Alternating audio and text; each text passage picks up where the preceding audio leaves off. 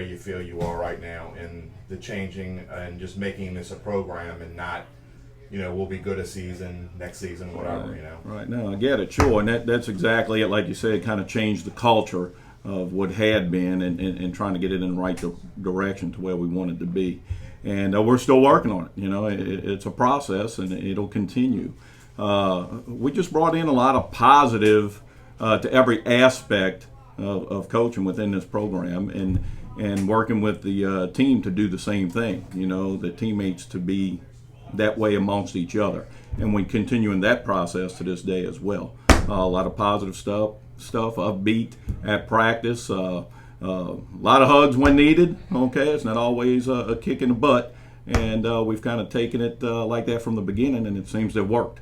But sometimes they need a kick in the butt. Sometimes they do. That's what coaches do. Well, when we talk about this season, the last 2 seasons come into play, and you got a special kid here, one of the more special kids, not just on the North Shore, but in the metro area. And obviously, any time you talk about Fontainebleau, you have to start with Iverson Celestine and just talk a little bit about the development you've seen. I know you probably didn't even expect him to get as much playing time and do as well as he did his freshman year. Sure. And last year, he didn't disappoint again.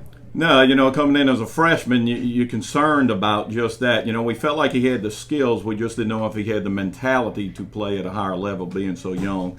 I was glad, lucky for us that he proved himself at about week 3 his freshman year, and continuing on with his development. And he sort of has some pretty good leaderships as a young player too, and developing him as an athlete, and as well developing him as a leader and taking on more of a leadership role, week in and week out, has come along just nice for him. He's done a good job, and he's continuing to grow.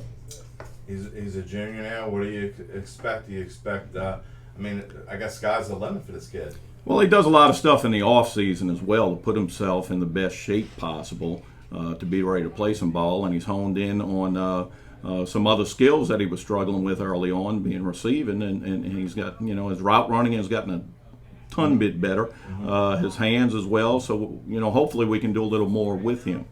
Let's talk about your offense, and outside of Iverson, your quarterback position. Talk about there and what kind of experience level you have coming into the season. Correct. Josh Bailey, playing quarterback, came in young as well, similar to Iverson. Started off, his time with us as a sophomore. Yeah. Went through some growing pains, but definitely had a skill set there that we believe that we could develop. Again, continuing to do that with him, and he's very intelligent, with our playbook, and he's becoming much more of a leader and commander on the field. Talk about your wideouts and what do you have coming back? What's new there? Jacoby Kirby is really standing out for us as a wide receiver. We believe he's coming into his own this year. Definitely a guy with speed, and with his experience now, he's kind of taken over, that main guy outside. So we really like having him out there on the field with us. Dwayne Bernard is another guy that we have that kind of splits time between 3 positions. He's playing a slot receiver as well as some running back for us, and at times quarterback. He took on a knee injury a year or so ago, went through a recovery phase, and now he's at about 100%, and we expecting big things out of him. What do you have coming back on the offensive line, and just talk about that? And obviously, if you're going to get number 8 going, those kids up front, they have to lead the way. No doubt, and we did graduate quite a number of offensive linemen. Main guy coming back for us this year is Christian Corcoran, and he's taken over that offensive line and is really making it his own. He'll be up there with our center, Carter Ledbetter, who is performing really nice for us. A little bit smaller guys than what we're kind of used to in past years, but they're all working well together with John Chauvier, another guy, and they're aggressive. So I'm hoping that'll give us a different aspect to our offense, and maybe we'll be able to create a little more up-tempo. Okay, let's switch to the other side of the ball, defense.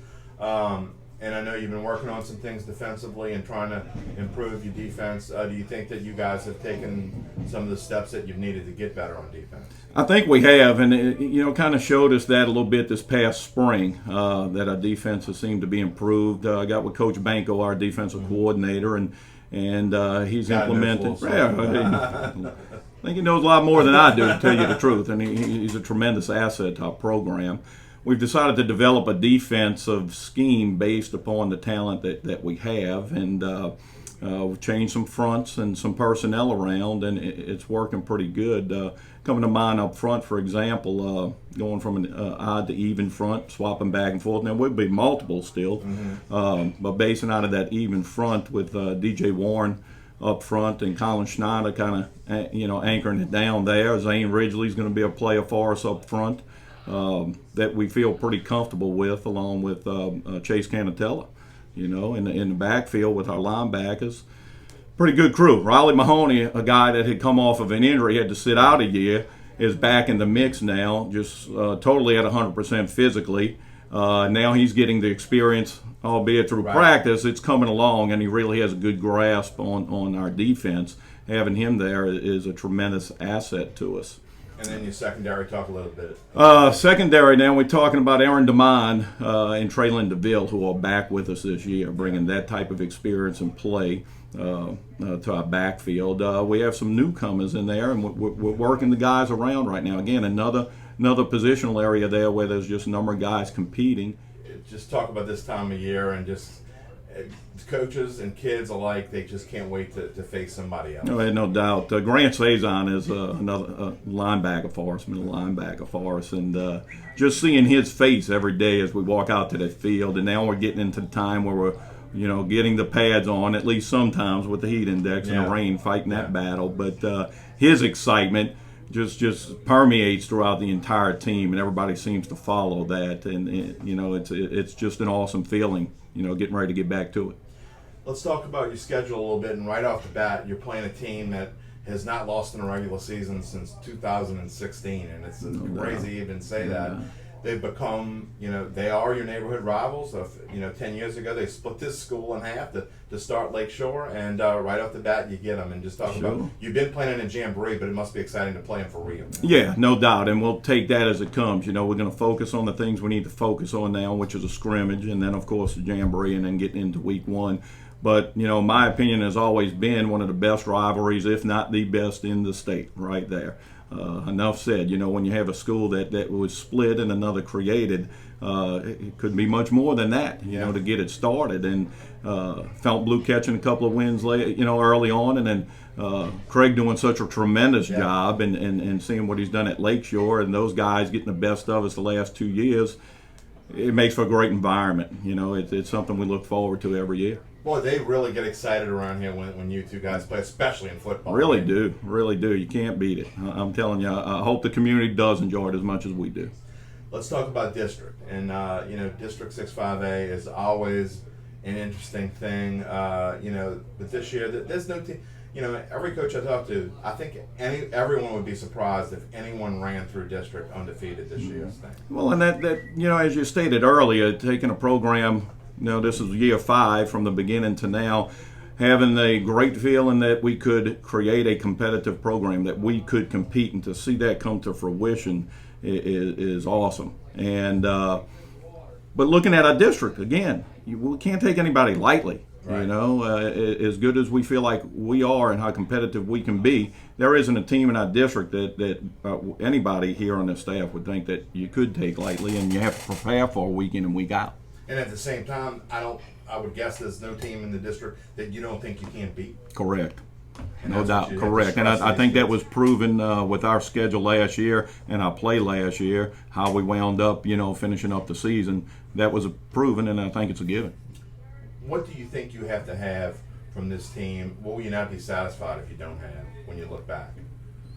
To be honest with you, it's more to us than just playing the game of football. It's creating that football player.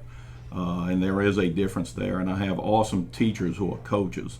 And that's what we look forward to each year is to help these young men grow and become great young leaders. Yeah. And when we see that develop towards the end of the year, what a great achievement that can be in itself. Now, with that, we hope that puts us on the right track to, compete and win those championships. And Coach, when you're in year 5, that means that you've got kids that have already gone through college. That must, for you, sure, as you're a young coach. I mean, you have to. That has to. I like that word, young. Yeah, it has to make you feel pretty good when you see these kids become men later on. No doubt, and having them go out You're into the on community, some of them have an opportunity to take their skills to the next level and watch them grow and perform there, and then to have them come back. You know, our football team, and we stress that a lot. Yeah. Come back. This is always your home, no matter who the coach. Come on back. Come support your program. Take what you've learned and bring it and help some of the young guys who are coming into their own. Fontainebleau coach Chris Blocker will have you on VSN Louisiana. I forget what week, but it'll be on the schedule up here. Thanks for joining us. Thanks, Jim. Appreciate it. Thank you.